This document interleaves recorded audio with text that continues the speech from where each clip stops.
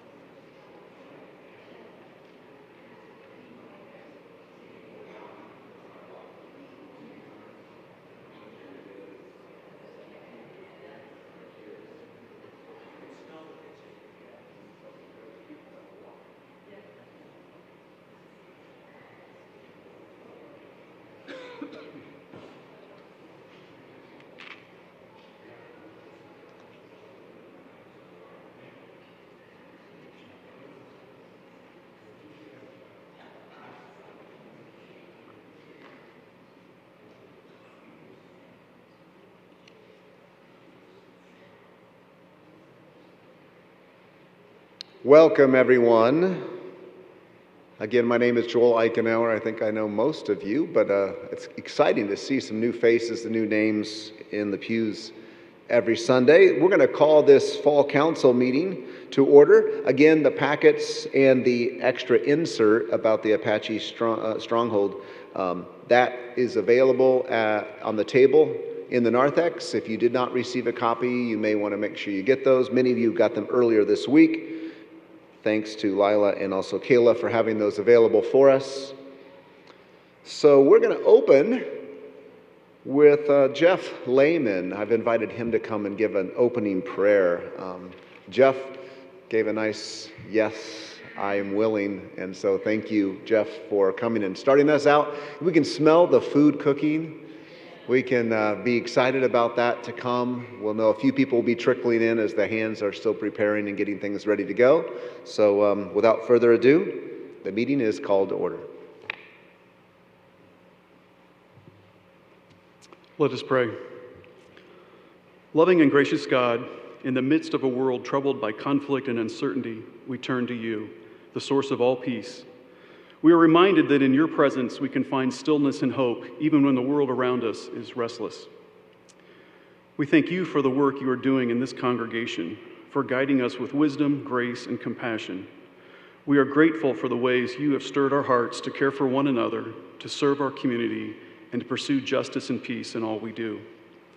As we gather for this meeting, we ask for your Spirit to be among us. Grant us discernment and unity, that our decisions may reflect your will and serve the common good. Help us to listen to one another with open hearts, to speak with kindness, and to seek your guidance in all matters. May our work today be a testimony to your love and reflection of the peace that you desire for all creation. We ask this in your name. Amen.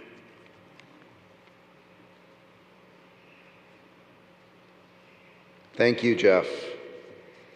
Well, we'll open with an approval of the agenda. You see that on the front page, so if you can scan down through that. We will need a motion to accept this agenda, and then we'll need a second. Dean Berry, motion to accept, and a second.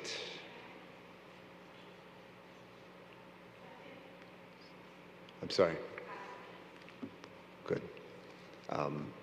The lights are bright, so yes. All right, so we've got Dean Berry motioned. Yeah.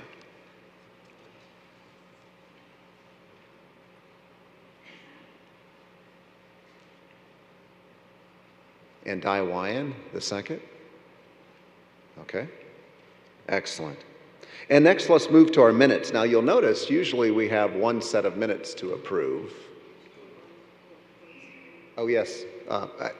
Thank you. All of those in favor signify by aye. Aye. Those opposed, nay. Okay.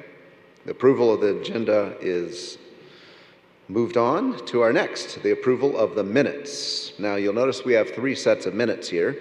We're going to separate that into the spring council minutes and then our 2 specially called ones, just because there's a lot to digest there. So if you can turn in your packet, many of you have already previewed and looked ahead. We've got the March 17 spring council minutes first.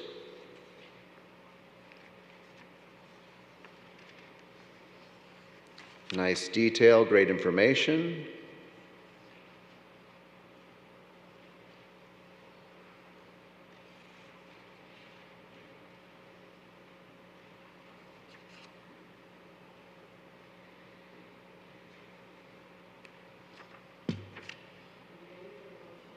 We are ready for a motion to approve the March 17 meetings. Nan Erbaugh.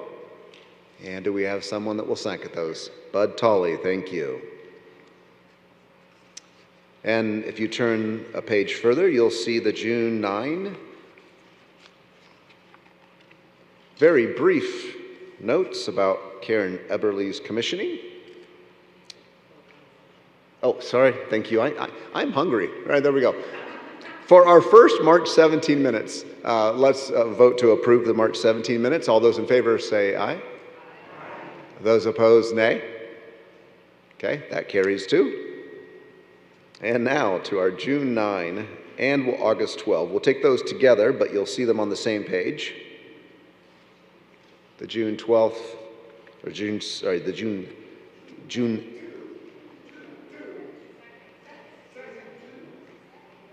2. Okay, I see a little bit of a different date, don't we? Yeah, we've caught one mistake right there. June 2 versus June 9. A motion to approve June 2 from Mel Sauter. We're going to also put into that the August 12th specially held meeting too. Is that right? We want to, Lila, is that okay to do them both together? Yeah, I just want to be clear. Was it June 2nd? Okay. Yes, it's okay. If no one objects to that. Okay. So we've got, the front page should say June 2.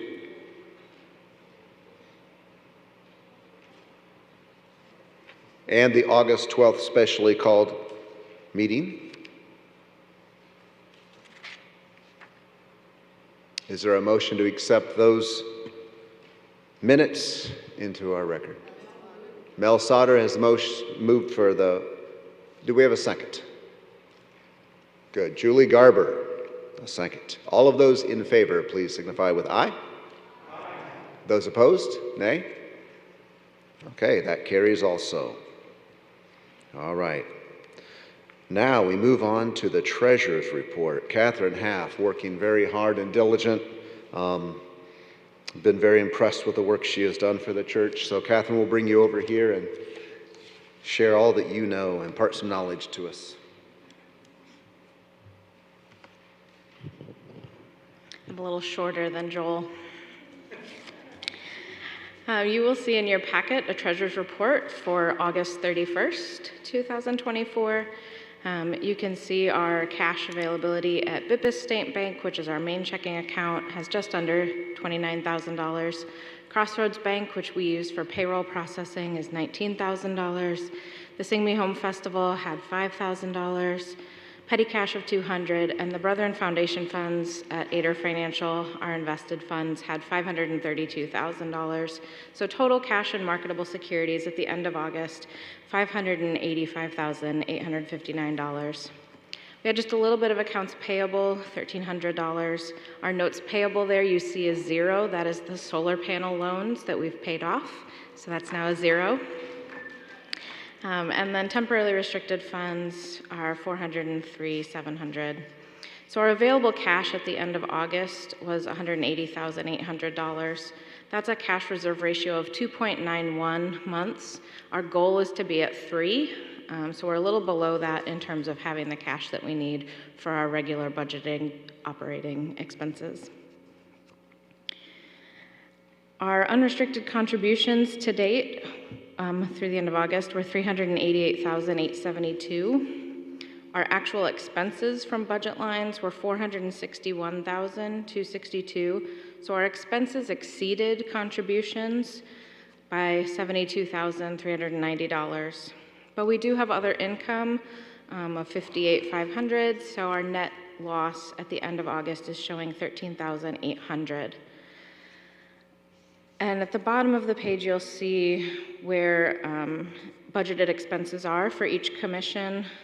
So through August 31st is the actual column.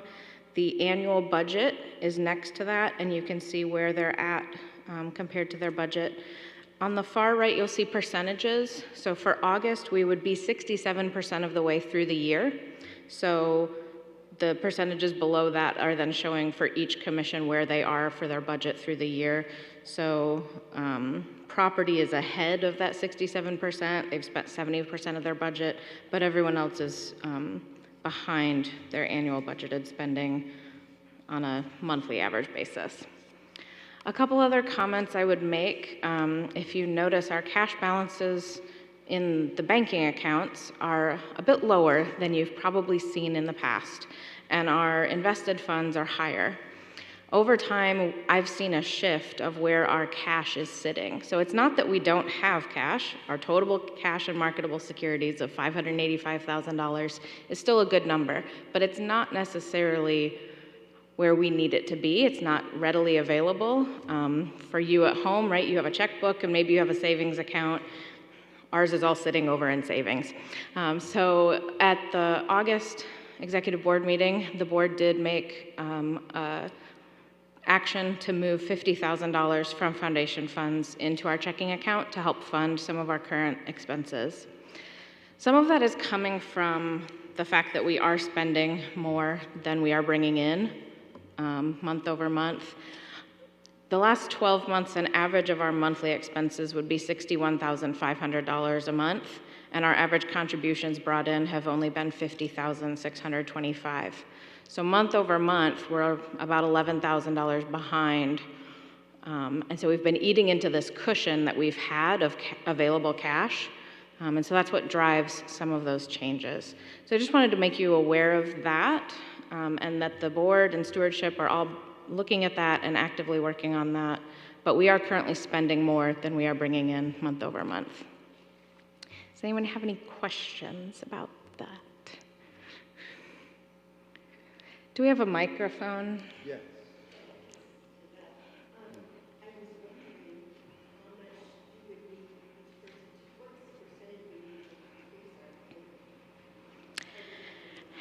That's a great question. The question was, how much would we need every member to increase their contributions to bring us level? And I do not have that number offhand. Again, month over month, we're $11,000 behind what we're spending, but I know that doesn't easily divide out to what each person would need to contribute. Paul.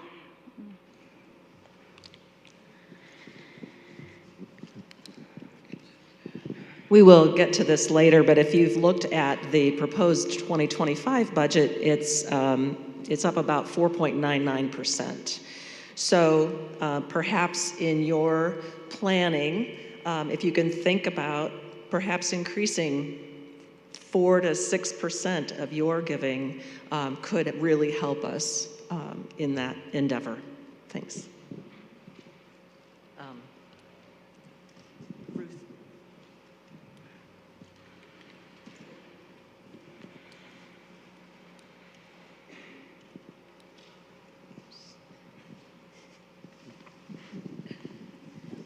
Before the pandemic, we used to pass the offering plate. Is there a logistical or philosophical reason why we no longer pass it? Because it's kind of an opportunity to participate in worship through giving.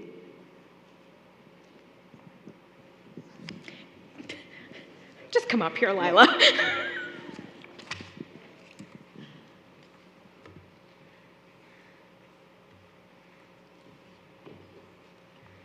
That's a great question, too. And now my hat is financial secretary. Okay. Oh, sorry. I'm so sorry. Many of our contributions come in through online giving and credit card, and a little bit of cash comes into the box that we have out in the narthex. So yes, we could pass the offering plate, and it is a visible reminder of the need to support the ministries of the church. My concern would be that we would pass the plate and there wouldn't be very much in it, and I'm not sure what message that sends. But it is something that has been considered and been talked about. We could go back to it. I'm not saying we won't, but I'm just saying that most of our contributions come in online and through credit card. I have a question. I'm a little disappointed in the property expenses because I assume we're saving a bunch of money on electricity because of our solar panels. Are we doing okay with the solar panels? And we've had extra expenses in property that have gone over and beyond that. Yeah, so property pays for a lot more than the electricity for this building. And the age of this building, as you are probably all well aware, is 25 years old. So we're coming into that time where a lot of things are breaking, and a lot of things need a lot of work. And so the increased expenses there, I would say predominantly come from that wear and tear on the building for the age that it is. We're not paying very much in electrical expenses.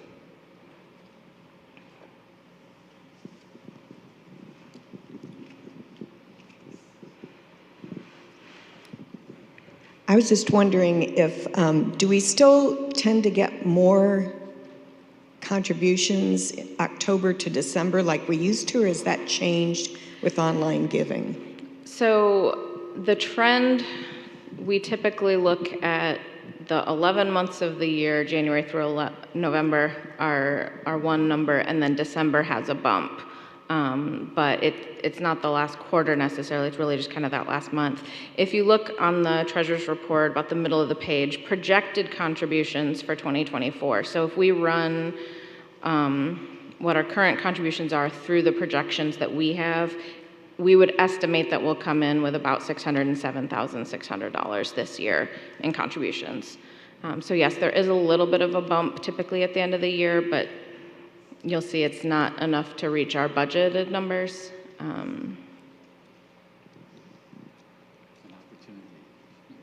Opportunity. There is an opportunity. Thanks, Paul.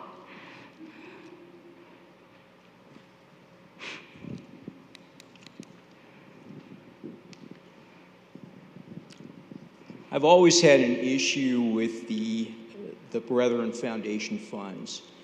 I'd like to see them reported but not included in the way it's currently analyzed, because it really doesn't give a true picture of cash flow. And at home or in your business or at church, it really is about cash flow.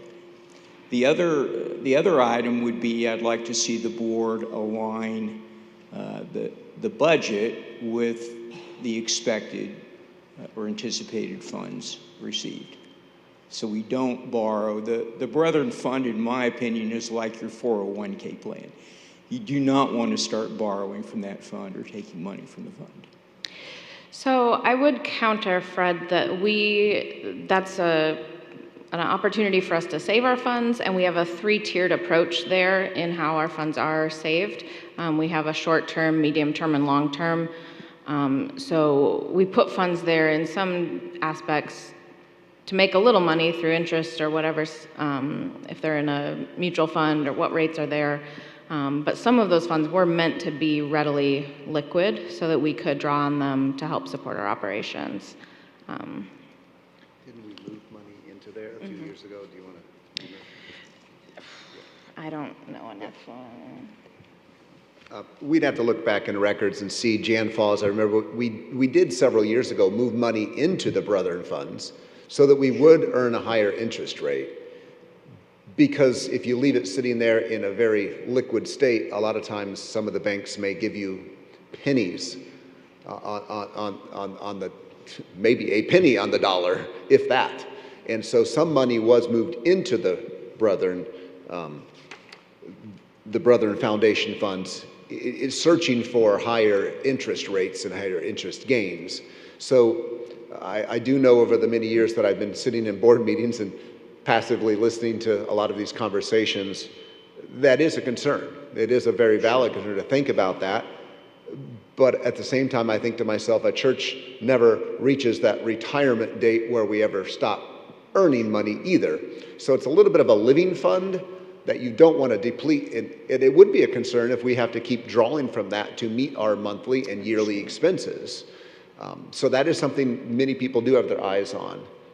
And that is a valid concern to think about. But at the same time, we've moved money into that fund and it's earned a higher interest rate. And at the same time,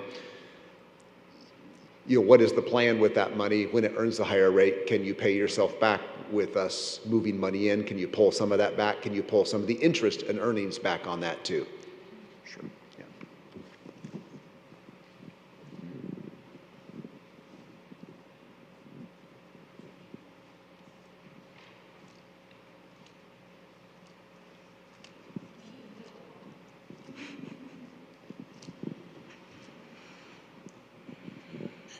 Just a thought about the offering time.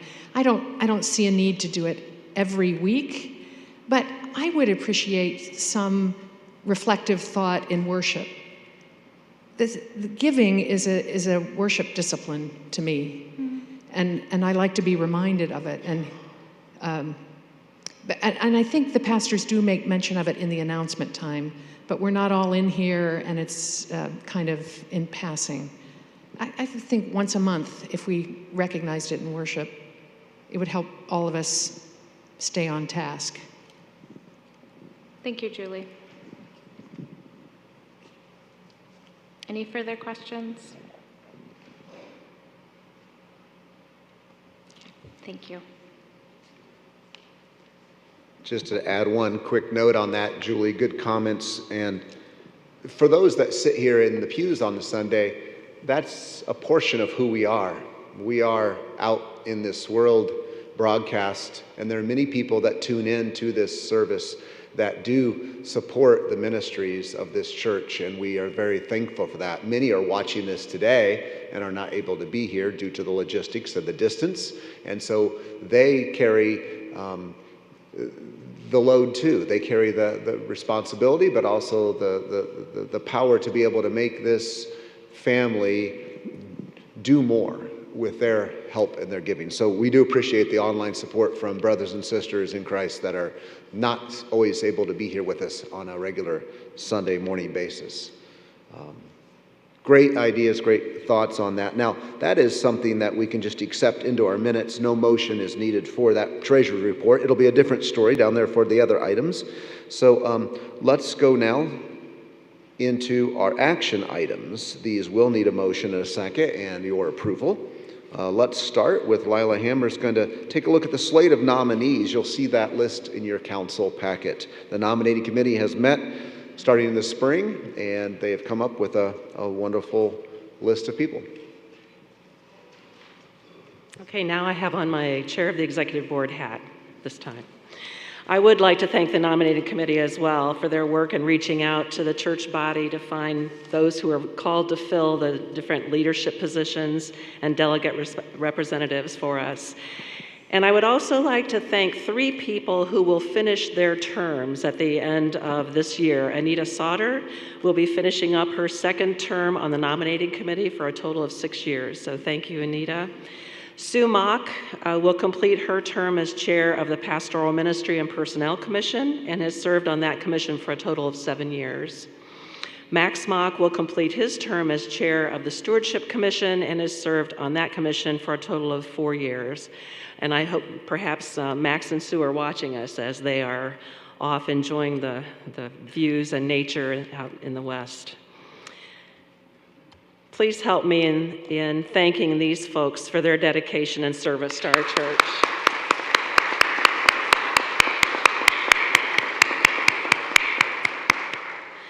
The slate can be found on page 6 of your packet following the treasurer's report.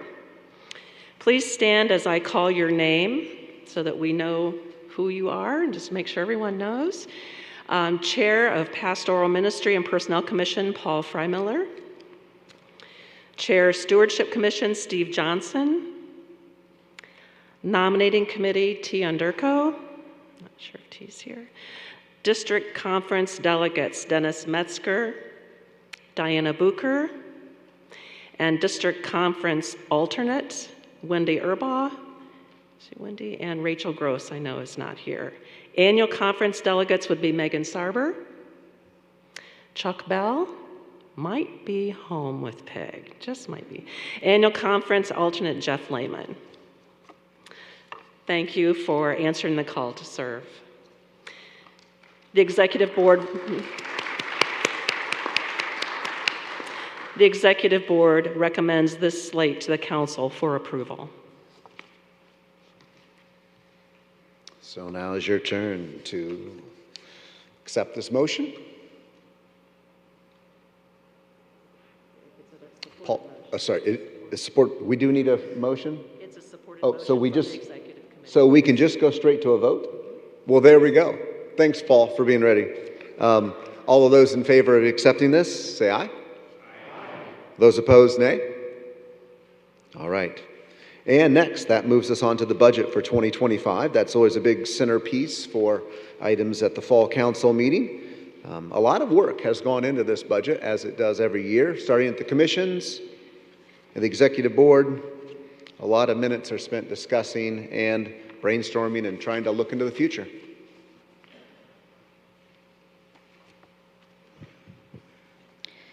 I would invite you to first turn to the last page of the budget, where you can see the budget summary.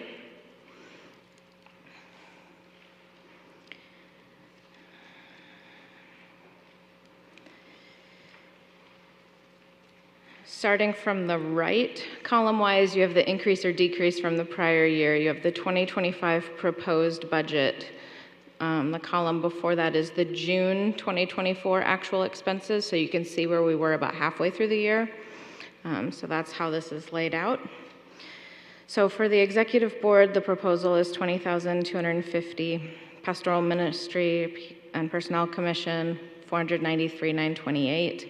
Education Commission, $17,050. Nurture Commission, $29,50. Fellowship, $16,50. Witness Commission, $107,240. Property Commission, $118,250.